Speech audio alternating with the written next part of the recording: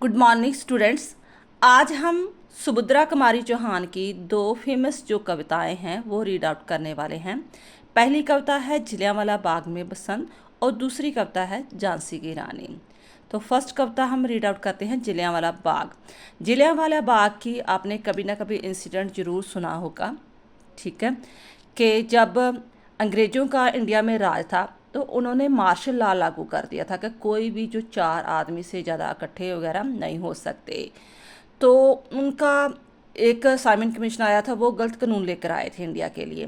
तो लोग उसका विरोध करने के लिए बिल्कुल शांतिपूर्ण तरीके से बिल्कुल निहत्थे थे, यानी कि कोई उनके पास हथियार नहीं था, सिर्फ विचार विमर्श करने के लिए जलियांवाले बाग में इकट्ठे हुए थे। लेकिन जो जनरल डायर था उसने इसका मौका उठाकर फ़ायदा उठाकर सभी जो आसपास के जो दरवाजे हैं उसे बंद कर दिया और निहत्था लोगों पर गोली चला दी, जिसके कारण अनगिनत लोगों को शहीद कर दिया उन्होंने।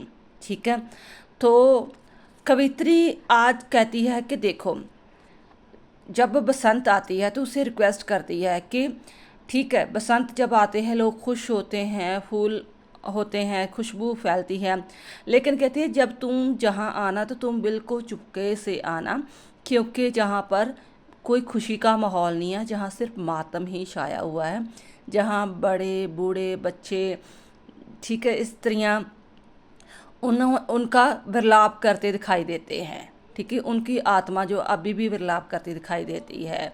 हाहाकार मचा था उस दिन। ठीक है, तो इसका इसलिए तुम जो है ऋतुराज से बोलती है, बसंत ऋतु से, कि देखो कि तुम इस यहाँ पर शोर शराबा मत करना, अगर फूल भी चढ़ाना तो जो फीके फूल होते हैं उसको ही चढ़ाना।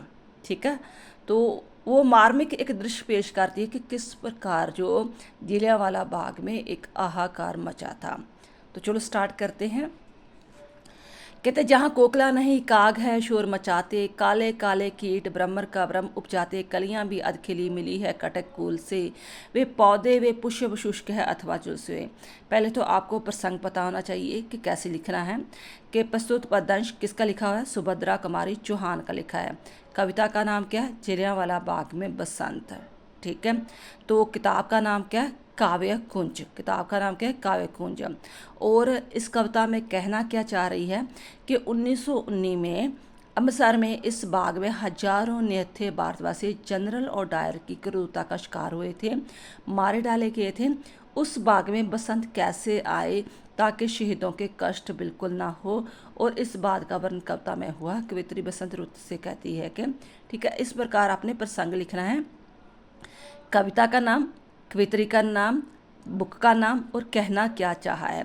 कहती है कि जहाँ कोयल नहीं है जो कुकू करेगी, मीठी आवाज़ बोलेगी। ठीक है, जहाँ तो काएँ हैं, कोए हैं जो काँ काएँ करते शोर मचाते वगैरह है।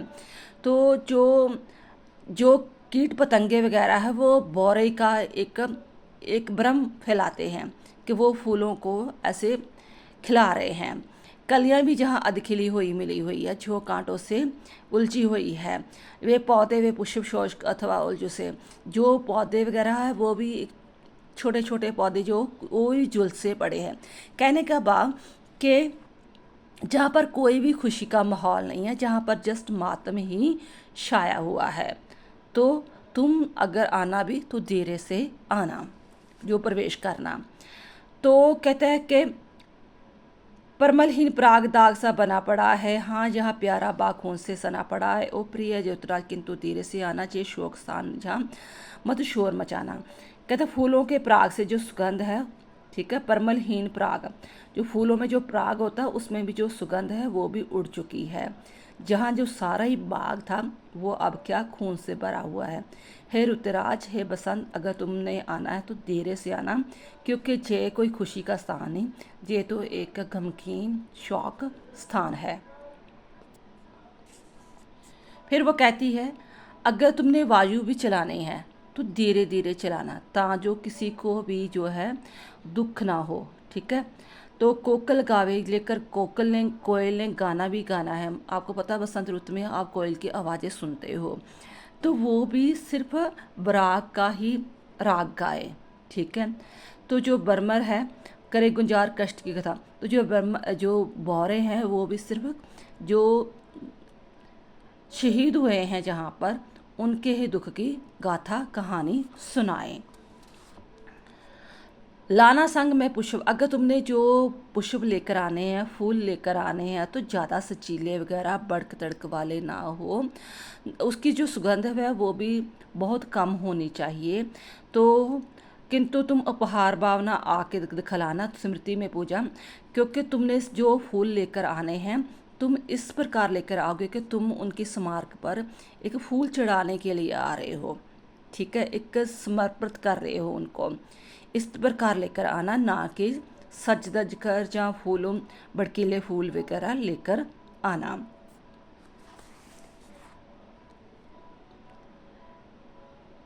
कहते जहाँ पर जो छोटे छोटे बच्चे हैं वो भी गोली खाकर मरे हुए थे, कलियां भी उनके लिए गिराना। तुम जब फूल लेकर आओगे तो छोटी छोटी कलियां भी लेकर आना, किसके लिए? जो छोटे छोटे बच्चे जहाँ पर शहीद हुए हैं। आशाओं से भरे हृदय भी छिन्न हुए हैं, अपने प्रिय परिवार देश से भिन्न हुए हैं। तो जहाँ पर कई लोगों के जो हृदय छिन्न हुए हैं, क्योंकि उनको था कि ये जहाँ पर जो इकट्ठे हुए हैं, रैली हो रही है शांतिपूर्वक, वे घर में वापस आ जाएंगे, तो लेकिन वो कभी भी घर वापस नहीं आए। उनका जो विछोड़ा है अभी भी उनको सुलग रहा है। कुछ कलियां खिली जहाँ इसलिए चढ़ाना, करके उसको याद अश्रु में औस बहाना, तड़ तड़ कर वृद्ध मरे। कुछ अधकली खिलियाँ कलियाँ लेकर आना, जो बुजुर्ग लोग जो है जहाँ गोलियाँ खाकर शहीद हुए हैं। तो शुष्क पुष्कुश वहीं पर गिरा देना तुम जाकर, जहाँ सब करना किंतु जहाँ मत शोर मचाना। जो शौक स्थान है बहुत धीरे से आना। तो तुम जो कुछ भी करना धीरे धीरे करना, कोई आहट कोई शोर मत मचाना, क्योंकि ये शौक का स्थान है, ये बलिदानों का स्थान है। बलिदानों को कभी तुम परेशान मत करना। अब इस कविता का सार, कहते हैं सन 1919 में पंजाब में के शहर अमृतसर के जलियांवाले बाग में क्रूर अंग्रेज जनरल और डायर ने सैकड़ों निहत्थे बच्चों, बूढ़ों, महिलाओं और युवकों को गोलियों से बुन दिया था। जलियांवाला बाग उन्हीं की स्मृति में बना हुआ है। कवित्री बसंत रुस से कहती है कि बसंत में भी वे जो कोयल की जगह कौए काय काय कर रहे हैं, बौरे की जगह जो काले कीट पतंगे वो उड़ रहे हैं। फूलों की कलियां कांटों से बिछी थी, पौधे और फूल सूखे जा जले हुए थे। फूलों के पराग में सुगंध नहीं थी, धरती पर उसके दाग लगे थे। वे प्यारा सा बाग खून से भरा हुआ था। कवित्री को जलियांवाले बाग का शोकपूर्ण वातावरण द्रवित करता है, इसलिए वे ऋतुराज से कहती है कि तुम इस शोक स्थल पर जब आओगे तो दबे पाव आना, जब शांति भंग ना हो। वे वायु को भी धीरे से आने के लिए कहती है, क्योंकि भय है कि उनकी आंधी से बलिदानों की आहें भी उड़ा ले जाएंगी। कोयल से कहती है कि वहाँ गाने की जगह तुम रोक कर जो शोक मनाना। बौरे से भी कहती है कि तुम बलिदानों की गाथा सुनाना, ठीक है। वह पवन से भी यही कहती है कि गंध के सादे फूल लाना, जो चटकीले रंग के ना हो। तो फूलों के उपहार की तरह नहीं, पूजा की फूलों की तरह अर्पित करना। जहाँ पर युवतियाँ, युवा, वृद्ध और बच्चे असमय आक्रमण मारे गए हैं, उनके मन के अरमान अधूरे रह गए हैं। हे पवन, तुम सभी को श्रद्धांजलि देना और पर शोर मत करना। ये आपके हो गया प्रतिपाद और ये उद्देश्य। नेक्स्ट कविता करते हैं हम झांसी की रानी। जहाँ पर जो कवित्री ने है 1857 के जो टाइम है उसका वर्णन किया गया है कि कैसे एक नौजवान जो औरत थी, ठीक है, जिसे हम झांसी की रानी या लक्ष्मीबाई कहते थे, उसने सभी लोगों में, भारतवासियों में कैसे आज़ादी की चिंगारी फूंक दी थी, और अंग्रेजों ने किस प्रकार जो लोगों पर अत्याचार किए थे लैप्स नीति को अपनाकर, कि जिसका जो बच्चा नहीं होता था उसका जो सारा राजपाग था वो जो समेट लेते थे। एक बहाना बनाया हुआ था इंडिया को कब्जे में लेने के लिए। लेकिन झांसी जो औरत होकर भी खूब मर्दों की तरह लड़ी और अंग्रेज़ों को भी काफ़ी सबक सिखाया। इवन कि अगर अंग्रेज़ों की आज ऑटोबायोग्राफी पढ़ी जाए तो वो भी इसकी लक्ष्मीबाई की प्रेज़ ही करते कि ऐसी स्त्री हमने कभी नहीं देखी जो इतनी बहादुर हो। सिंहासन हिल उठे, राजवंशों ने बकुटी थानी थी। बूढ़े भारत में भी आई फिर से नई जवानी थी। गुमी हुई आज़ादी की कीमत सबसे पहचानी थी। दूर फरंगी को करने की सबसे मन में ठानी। चमक उठी सन 57 में वे तलवार पुरानी थी। बंदेलों हरबलों से मुख हमने सुनी कहानी थी। खूब लड़ी मर्दानी वे तो झांसी वाली रानी थी। पहले प्रसंग क्या है? राष्ट्रवादी कवियत्री सुभद्रा कुमारी चौहान का लिखा हुआ है। कविता का नाम क्या है? झांसी की रानी। ठीक है। बुक का नाम क्या है? काव्य कुंज। तो विषय क्या है कि कवियत्री 1857 की क्रांति को अमर वीरांगना बताती हुई रानी लक्ष्मीबाई की जो कहानी है वो बताती है। कहते हैं कि 1857 के दौरान जो है आज़ादी की लहर जो चारों तरफ फैल चुकी थी। ठीक है। तो राजवंशों ने बुकटी थानी थी, वो भी एक तरफा तैयार हो चुके थे कि हाँ भी हम अंग्रेज़ों का डटकर सामना करेंगे। जो 200 साल ऐसे ही अंग्रेज़ों का जो शोषण का जो शिकार बनते रहे थे। ठीक है। कि अपनी किस्मतवादी बनते रहे थे कि कोई मान लीजिए हमारी किस्मत ही है या कुछ भी है। ठीक है। अब दोबारा से उनके अंदर जोश आ चुका था, जवानी आ चुकी थी कि हम अपने देश को आज़ाद करके ही रहेंगे। उन्होंने अपनी आज़ादी की कीमत को पहचान लिया था। तो जे अपना दृढ़ निश्चय कर लिया था कि हम अंग्रेज़ों को अपने देश से बाहर निकाल के रखेंगे। तो ऐसा लग रहा था कि 1857 में सभी लोगों ने तलवार उठा ली थी कि हाँ भी हम देश को आज़ादी करेंगे। ये कहानी हमने जो है जो बुंदेलखंड के हर्बलों होते हैं ना, जो जाति है, ठीक है, के मुख से हमने झांसी की रानी की वीरता की कहानी सुनी थी कि वे बताते हैं कि वे जो एक वीरांगना, वीर होता है ना जोधा, वीरांगना होती है जो लेडी होती है, जोधा लेडी, वो पुरुषों की तरह लड़ी थी। कानपुर के नाना की मुँह बोली बहन शबीली थी। लक्ष्मीबाई ना पिता की वे संतान अकेली थी। नाना के संग पढ़ती थी वे, नाना के संग खेलती थी। बरशी बाल डाल कर पांत कटारी उसकी जय सहेली थी। वीर शिवाजी की कथाएं उसकी याद जबानी थी। बंदेलों हरबोलों के मुख से हमने सुनी कहानी थी। खूब लड़ी मर्दानी वे तो झांसी वाली रानी थी। कहते वो कानपुर के जो नाना की मुँह बोली बहन थी शबीली, यानी कि वो लड़की बहन थी, तो वो अपने माँ बाप की एक अकेली ही मलबी बेटी थी। उसका नाम लक्ष्मीबाई था। तो क्योंकि वो जो थी नाना साहब की ही कंपनी करती थी, फॉर दिस रीज़न वो जोधा की तरह जो तलवार बाजी सीखना है, बरशी डाल किरपान कटारी, ये कुछ चलाना सीखती थी, ना कि गुड्डे गुड़ियों का खेल वगैरह खेलना। ठीक है। इसलिए बचपन से वो इतनी जोधा बन गई थी। तो उसने कहानियाँ भी कैसे सुनी, चाहिए नहीं क्योंकि परी कहानियाँ, वो शिवाजी की कथाएं सुनती थी। किस तरह एक शिवाजी ने अंग्रेज़ों से टक्कर लेकर अपने स्टेट के, अपने प्रांत की सुरक्षा की थी। तो ये कहानियाँ हमने बुंदेलखंडों से सुनी हुई है। फिर है, कहते हैं कि कवित्री कहती है कि वो लक्ष्मी थी या दुर्गा थी। मुझे ऐसा लगता है कि वो दुर्गा का ही एक रूप थी। ठीक है। तो मराठे भी उसकी जो तलवारबाजी देखकर वो हैरान हो जाते थे। जब वो क्या करती थी कि नकली युद्ध अपने दोस्तों के साथ जो एक चक्रव्यूह रचकर तो नकली युद्ध वगैरह करते थे। तो किस प्रकार सैन्य को घेरना है, किला तोड़ना है, ये उसके ही सबसे अच्छे प्रिय खेल वगैरह थे। तो महाराष्ट्र कुल देवी उसकी भी आराध्या भवानी थी। तो जो कुल देवी मानी जाती है ना, दुर्गा देवी, वो कहते हैं कि वो उसकी मलबी पूजा करती थी, है ना। कहते हैं ना जैसे प्रकार आप किसी को मानते हैं, पूजा करते हैं, वही पर्सनालिटी, वही ट्रेड्स आपकी बन जाती है। तो यही कहानी हमने बुंदेलखंडों से सुनी थी।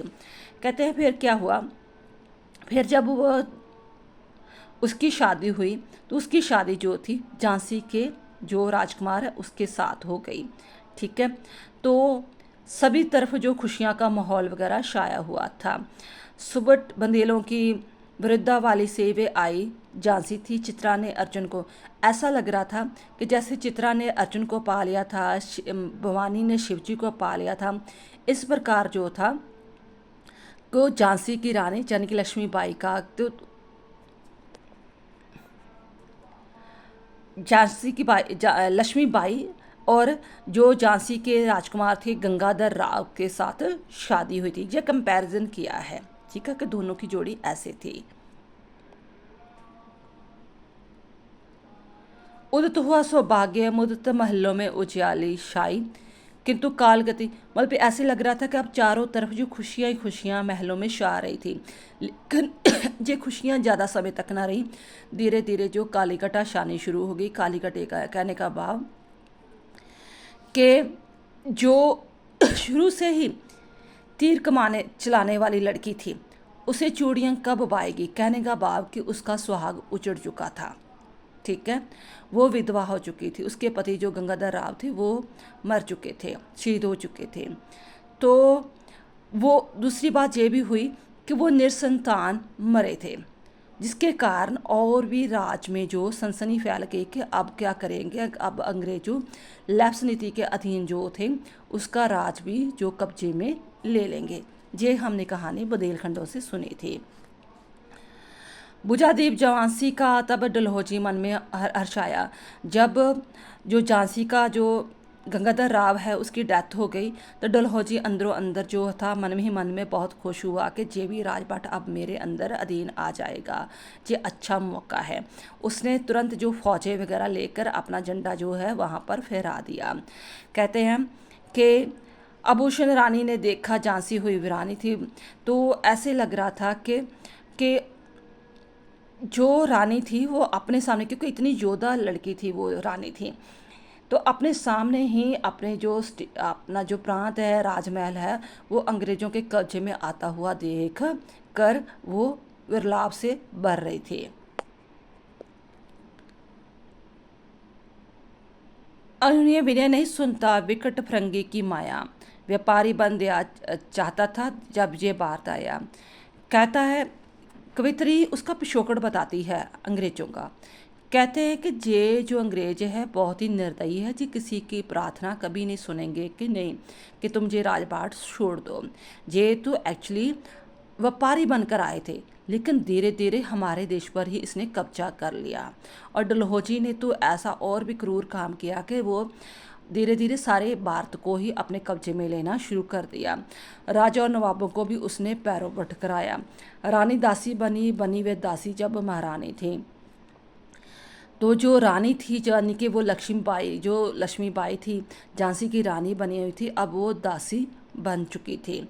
कहने का भाव ये भी कि जो भारत माता हमारी जो कभी महारानी थी, पटरानी थी, ठीक है ना, जहाँ पर दूसरे देशों के लोग पढ़ने आते थे, शिक्षा ग्रहण करने आते थे, ठीक है, तो पूरे देश पूरी दुनिया को जो मार्गदर्शन करती थी हमारी भारत माता, आज वो जो महारानी है, पटरानी है, वो दासी बनकर रह गई है। चीनी राजधानी दिल्ली की लिया लखनऊ बातों बात, कैद पेशवा था बिठूर में हुआ नागपुर की गात, उदय चंद्र सतारा कर्नाटक भी कौन विषाद। अब कवित्री बता रही है कि धीरे धीरे कैसे अंग्रेज जो है सभी जो प्रांतों को अपने कब्जे में ले रहे थे।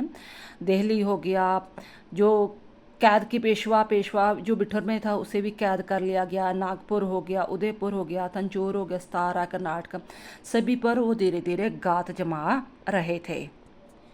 जहाँ तक कि जो सिंध है, पंजाब है, ठीक है, ब्राह्मण देश पर भी जो थी ये अब बिजली गिर चुकी थी, यानी कि कहने का भाव कि अंग्रेज धीरे धीरे कब्जा कर रहे थे। बंगाल, मद्रास आदि भी इसके जो है कब्जे में आ चुके थे। रानी रोई रनवासों में बेगम गम से थे बचार।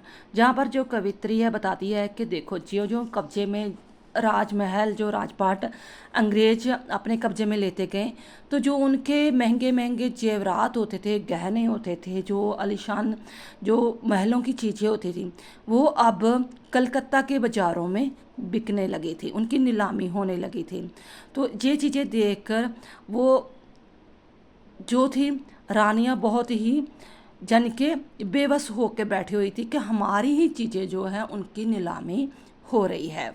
तो इतना जो दुर्भाग्यवश जो भारत की कंडीशन हो चुकी थी। कहता है कि ये वेदना जो थी, जो रोष था अंदरों अंदर, जो रोष था, जो क्रोध था, जो एक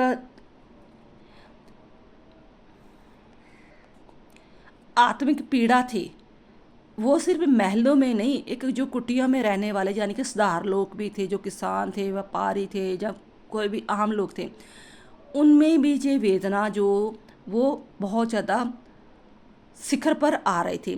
एवं के जो सैनिक जो अंग्रेजों के चाहे अंडर थे, काम कर रहे थे, उनके मन में भी जो द्वेष जो आ रहा था, क्योंकि उनको जब पता चला कि जो हम बंदूकें चलाते हैं, कारतूस चलाते हैं, उसमें गाय के चमड़े के जो है ऊपर सा जो कवर होता है ना, वो लगा हुआ है, कारतूस लगे हुए हैं, तो उनको मुंह से वो खोलना पड़ता था।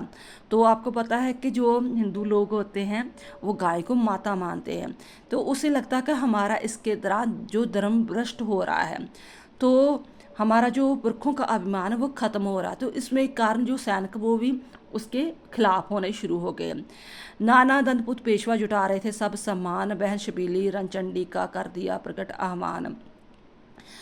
इन सभी स्थितियों में अब जो नाना दंतपुत पेशवा था वो भी कोशिश कर रहे थे कि हाँ अंग्रेजों का मुकाबला किया जाए। इधर जो रानी लक्ष्मीबाई हैं वो भी कह लो कि युद्ध का आह्वान कर रहे थे कि चाहे मुझे किले से निकाल दिया गया है, पर फिर भी मैं जो अंग्रेजों का सामना करूंगी और अपने किले को वापस प्राप्त करूंगी।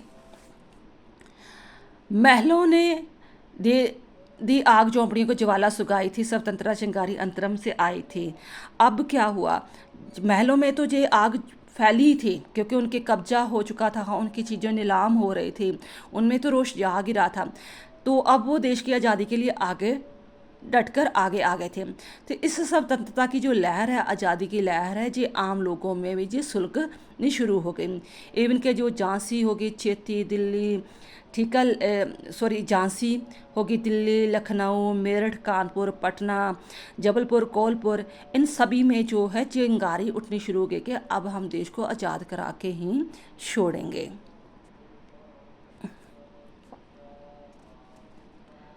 इनकी गाथा छोड़ चले हम झांसी के मैदानों में, जहाँ खड़ी थी लक्ष्मीबाई मर्द बनी मर्दानों में।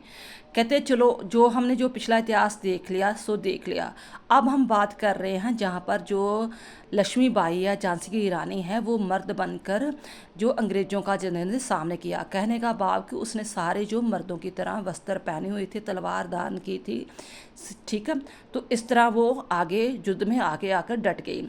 तो वहाँ पर जो अंग्रेज का लेफ्टिनेंट वाकर था वो भी आकर पहुँच गया, लेकिन उसने क्या किया कि दोनों के बीच में चाहे ज़मीन आसमान का फ़र्क था, लेकिन जो रानी थी बहुत ही के बहादुरी से लड़ी और जो वाकर था उसको जख्मी कर दिया। फिर कहता है रानी बड़ी काल्पी आई, कर सो मील निरंतर पाथ, घोड़ा थक कर गिरा भूमि पर गया स्वर्ग तत्काल। रानी लड़ती लड़ती जो थी वो आगे कालपी तक पहुंच गई, पर इतने में क्या हुआ कि घोड़ा उसका थक कर गिर गया और वहीं पर वो स्वर्ग सुधार गया। तो जमुना तट अंग्रेजों ने फिर खाई थी रानी से हार। फिर जहां आकर जमुना के तट पर अंग्रेजों और लक्ष्मीबाई के बीच में युद्ध होना शुरू हो गया। तो विजय रानी आगे चल दी, किया ग्वालियर पर अधिकार। तो अंग्रेजों के मित्र सिंधिया ने छोड़ा राजधानी थी। तो जहाँ पर आकर जो था रानी लक्ष्मीबाई ने ग्वालियर के किले पर अधिकार कर दिया, तो जो सिंधिया था जो अंग्रेजों का मित्र बना हुआ था, ठीक है ना, उसे किला छोड़कर भागना पड़ा।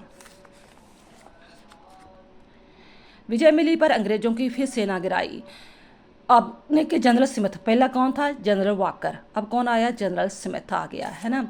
तो उसने मुंह की खाई थी, काना मंदरा सखिया रानी संग आई थी।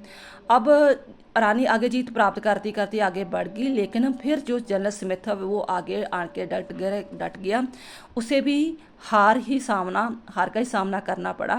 तो लक्ष्मीबाई के साथ दो और लड़कियां जो थी, जो सहेलियां थी, वो भी उसका साथ दे रही थी, एक थी काना, दूसरी थी मंदरा। तो तीसरा अंग्रेज फिर उसका सामना करना आया, जिसे हम होरोज कहते हैं, ठीक है। पहले वाकर आया, फिर स्मिथ आया, फिर होरोज आया। उसने यानी कि लक्ष्मीबाई को चारों तरफ घेरना शुरू कर दिया। तो भी रानी मार काट कर चलती बनी सैन्य के पार, किंतु सामने नाला आया था वे संकट के विषम अपार। लेकिन रानी जो है बिल्कुल घबराई नहीं, वो आगे आगे बढ़ती गई। लेकिन जहाँ पर धोखा क्या हुआ कि जो लक्ष्मीबाई का घोड़ा नया था, क्योंकि पिछला घोड़ा मर चुका था ना जमुना तट पर, तो उससे छलांग लगाकर नाला पार करना नहीं आया, जिसके कारण जो था घोड़ा वहाँ पर अड़ गया। तो रानी भी गिर गई। तो शत्रु जो थे, जो अंग्रेज थे, उन्होंने उसको आसपास घेर लिया। तो रानी फिर भी लड़ती गई और लेकिन वहाँ पर घायल होकर वहाँ पर वीरगति उसने प्राप्त कर ली। रानी गई दारशिता अब उसकी दिव्य सवारी थी। सिला तेज से तेज, तेज की वह सच्ची अधिकारी थी। चाहे रानी स्वर्ग सिधारगी थी, लेकिन उसे ऐसे लग रहा था कि वो एक अलौकिक सवारी में सवार हो गई है। कहने का भाव कि वो शहीद होकर भी लोगों के दिलों को जागृत कर गई थी, लोगों के दिलों में जाग गई थी। अब भी देखो, अब कहने का भाव कि 100-150 साल हो चुका, फिर भी हम उसे याद करते हैं, पूरे गर्व से याद करते हैं। लोगों के दिलों में एक चिंगारी फूक गई थी। ऐसे लग रहा था कि उसका तेज जो था वो पूरे मपी चारों तरफ प्रकाश उसका फैल गया था। वो एक सच्ची अधिकारी थी। चाहे उसकी उम्र छोटी थी, 23 साल की थी, ठीक है, बट हम उसे इंसान नहीं कह सकते, वो उसे तो एक देवी अवतार ही कह सकते, जितनी बहादुरी के साथ वो अपने देश की आज़ादी के लिए लड़ी थी। जाओ रानी, याद रखेंगे हम कृतज्ञ भारतवासी, जे तेरा बलिदान जागवेगा, स्वतंत्रता अविनाशी होवे चुप इतिहास लगे सच्चाई को चाहे फांसी, हो मदमाती विजय मिटा दो गोलों से चाहे झांसी, तेरा स्मारक तू ही होंगी तू खुद अमृत निशानी थी, बंदेलो हर बोलों के मुख सामने सुनी कहानी थी, खूब लड़ी मर्दानी वे तो झांसी वाली रानी थी। कहते कि हे रानी, तुम चाहे स्वर्ग में सुधार की हो, ठीक है, बट हम जो भारतवासी हैं हमेशा ही तुम्हारे आभारी रहेंगे, तुम्हें याद करते रहेंगे। तुम्हारे जो देश के लिए बलिदान दिया गया है, देश की आज़ादी के लिए दिया है, जो तुमने एक चिंगारी फूंक दी है लोगों के दिलों में, वो कभी नहीं बुझेगी। कहने का भाव अब लोग आज़ादी प्राप्त करके ही दम लेंगे। चाहे अंग्रेज़ों ने लाख कोशिश की है कि तुम्हारा जो नामो निशान मिटा दिया जाए, लेकिन उससे क्या होगा, क्योंकि जो तुम्हारी जो यादें हैं, जो तुम्हारी कुर्बानी है, वो तो लोगों के दिलों में समाई हुई है, उसे कोई नहीं मिटा सकता, क्योंकि तुम तो लोगों में बस चुकी हो, तुम्हारे स्मारक की कोई ज़रूरत नहीं है, ठीक है। स्मारक तो लोगों के दिलों में बन चुकी है। ये कहानी हमने पढ़ी सुनी थी बंदेलों के हरबलों से, कि जो इतनी बहादुर से लड़ी हुई थी। आगे इसका सैर देखो। सार क्या है, राष्ट्रवादी कवियत्री सुभद्रा कुमारी चौहान की लिखी हुई है, जहाँ पर झांसी की रानी के कब का वर्णन है, जहाँ जब देश स्वाधीनता प्राप्त करना चाहता था, संग्राम लड़ रहा था। 1857 के बारे में बताया गया है कि राजाओं ने, जो राजे हैं, अपना जो था शासन छोड़ने शुरू कर दिए थे। तो जहाँ पर रानी झांसी, कानपुर हो गया, ठीक है, जे बाद में बात की जा रही है। कानपुर के शासक नाना साहब की जो मुंह बोली बहन थी, उसने बचपन में नाना के साथ युद्ध विद्या प्राप्त की थी। वो दुर्गा का अवतार लग रही थी। उससे शिवाजी की जो शिवाजी महाराज थे उनकी कहानियाँ सुनी थी, तो जिसके कारण वो भी एक बहुत ज़्यादा योद्धा बन गई थी। बाद में उसकी जो शादी गंगाधर राव से हो जाती है, पर ये जो खुशी भरे दिन वो ज़्यादा दिन नहीं रहते। राजा की मौत हो जाती है, वो निसंतान मर जाते हैं, जिसका फ़ायदा उठाकर जो डलहौजी है उस झांसी को कब्जे में लेने की कोशिश करता है, ठीक है। और दिल्ली के जो बादशाह थे उसका भी जो ठीक अपशब्द किया उसको किया, और बिठौर में जो पेशवा को भी कैद कर लिया। इवन के जो नागपुर है उस पर हमला कर लिया, सिंध, पंजाब, ब्रह्मा देश है, सभी को धीरे धीरे कब्जे में लेना शुरू कर दिया, ठीक है। फिर बताया गया कि किस तरह रानी जो थी, फिर राजों का हाल चाल बताया कि उनके जो राजपाट थे उनकी गहनों की सभी चीज़ों की नीलामी होनी शुरू की, जिसका कारण राजों में तो रोष जागना ही जागना था, और जो आम लोग थे उनके मन में भी रोष जागना शुरू हो गया। फिर 1857 में क्रांति की चिंगारी जो एक लोगों के दिलों में बस गई कि हाँ भी आज़ादी प्राप्त करके रहेंगे। फिर झांसी जो थी दोबारा से तलवार अपनी दान करके मर्दों वाली पोशाक पहनकर अंग्रेज़ों के साथ लड़ी।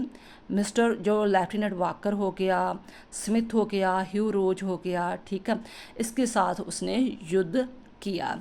और एंड में कहता है उसका घोड़ा, उस घोड़े ने उसका साथ नहीं दिया, और जिसके कारण वो नाला जो कहते थे, एक नाला था जिसके कारण यहाँ घोड़ा पार ना कर सका, और रानी पर चारों ओर से हमला होना शुरू हो गया। और वहीं पर वो युद्ध के मैदान में वीरगति प्राप्त कर गई। कहते हैं रानी युद्ध में मारी गई, उसकी आत्मा परमात्मा में लीन हो गई। मृत्यु के समय रानी लक्ष्मीबाई की आयु सिर्फ 23 साल की थी। कवित्री गर्व से कहती है कि रानी का बलिदान अमर हो रहेगा। अंग्रेज भले ही झांसी का नामो निशान मिटा दे या इतिहास में उसका नाम हटा दे, वे फिर भी अमर रहेगी, क्योंकि उसे किसी याद रखने के लिए किसी स्मृति स्मारक की जरूरत नहीं, वो तो लोगों के दिलों में बसती है। इसी तरह इसका प्रतिपादन करना है और इसका जो आपने उद्देश्य करना है।